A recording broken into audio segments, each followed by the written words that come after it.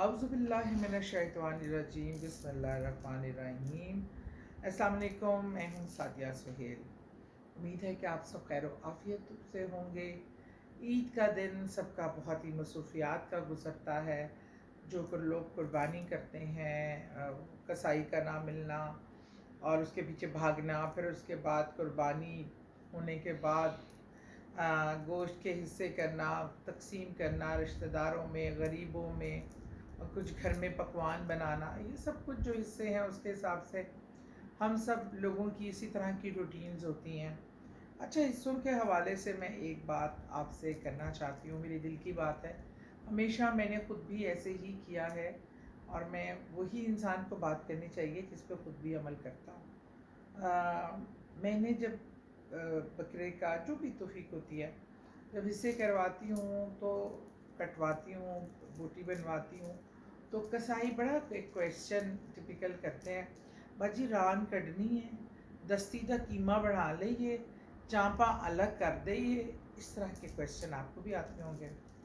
لیکن میرا ایک ہی جواب ہوتا ہے کہ پورا گوشت برابر کاٹو، کوئی چیز الگ نہیں ہوگی، کوئی قیمے کا گوشت الگ نہیں ہوگا، اور سب کو مکس کر کے پھر میں اس کے حصے جو غریبوں کو بھی جائے ان کو، بلکہ ہمیں سب سے زیادہ بہترین دینا چاہیے۔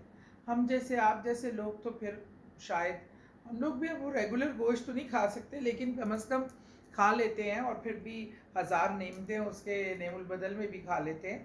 لیکن وہ طبقہ جس کو خاص طور پہ اللہ تعالیٰ نے کہا ہے کہ اپنی خوشی میں شامل کریں، ان کے لیے آپ چھچڑیاں، پھیپڑے اور چربیاں رکھ دیتے ہیں، اور رانے آپ اپنے باس کو بھجوا دیتے ہیں۔ ہم لوگ کرتے ہیں، سارے لوگ ہم ہی ہیں وہ لوگ نا جو یہ سب کچھ کرتے ہیں، اور اپنے سمدھیوں کو بھجوا دیا، کسی خاص انسان کو، کسی کو خوش کرنے کے لیے، جن کے گھر 10 بکرے ہو رہے ہوں ان کے گھر 10 ایکسٹرا رانے بھی آ جاتی ہیں، کیونکہ ان کو لوگ پلیز کرنے کے لیے سب سے گوشت کا اعلیٰ ترین حصہ بھیج دیتے ہیں۔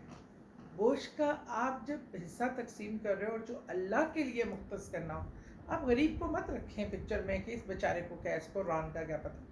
وہ آپ اللہ کے نام پہ اللہ کو بھیج رہے ہو۔ آپ ران اپنے باس کو بھیج کے آپ سمجھتے ہیں کہ اللہ کو آپ یہ نعوذ باللہ چھچڑے اور پھیپڑے بھیجیں گے؟ بہترین چیز کا انتخاب اللہ کے لیے کرتے ہیں، جو اللہ کے حضور پیش کرنا ہوتا ہے۔ اللہ کو نہ آپ کا گوشت چاہیے، نہ اس کا ذائقہ پہنچتا ہے، اللہ کو آپ کی وہ نیت پہنچتی ہے جو اس گوشت کے، اس قربانی کے پیچھے ہوتی ہے۔ اب یہ دیکھ لیں اس رب نے کتنا کرم کیا ہے آپ پہ۔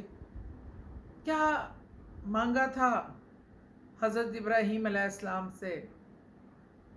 حضرت ان کی اولاد میں سے ایک بڑھاپے کا اولاد، بیٹا، جو بالکل نا امیدی کے بعد پیدا ہوتا ہے، اتنا قیمتی، اتنا، پھر اس کو ویرانے پہ چھوڑ آنا، پھر اس کے بعد اللہ نے مانگ لی قربانی، پیش کرو، اور وہ بچہ جو کہتا ہے کہ میرے ہاتھ پاؤں بھی باندھنے کہ میں کہیں اتنا سا بھی لرزش نہ آ جائے میرے جب آپ چھری پھیریں تو۔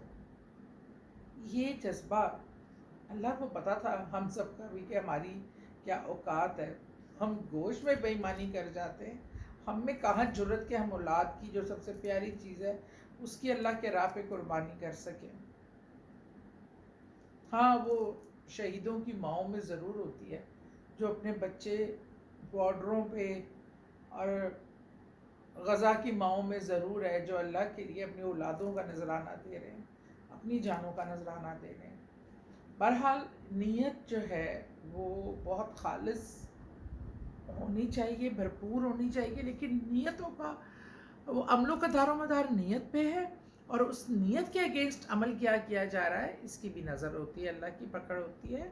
تو اس لیے گوشت کے جب حصے کریں تو یہ ضرور رکھیں کہ یہ قربانی اللہ کے لیے ہے۔ اور اچھا، عید کا دن تو گزر گیا، عید کا سیکنڈ ڈے میں آپ کو بتا رہی ہوں۔ عید کا میں نے پہلے دن کا کوئی وظیفہ اس لیے نہیں بتایا کہ وہ آپ کی بہت زیادہ، سیکنڈ ڈے بھی مصروف ہوتا ہے، لیکن کوئی ایسا مشکل کام نہیں بتا رہی، کیونکہ جتنی بھی مصروفیت ہو نماز تو بہرحال آپ نے پڑھنی ہے، اور فرض نماز کے بعد، ہر فرض نماز کے بعد آپ نے 3 تسبیحاں سورہ کوثر کی پڑھنی ہے رزق کے اضافے کے لیے، کہ اللہ آپ کو اتنا دے، آپ کے رزق میں اتنا اضافہ کرے کہ آپ نہ صرف خود خوشحال ہوں، اپنے ارد گرد اپنے غریب رشتہ داروں کو، اپنے نیبرز میں ایسے کچھ لوگ ہیں یا ایسے طبقہ ہے یا جو اس ٹائم مظلوم طبقہ ہے، اس کی بھی مدد کرے، اس نیت سے دعا کرے۔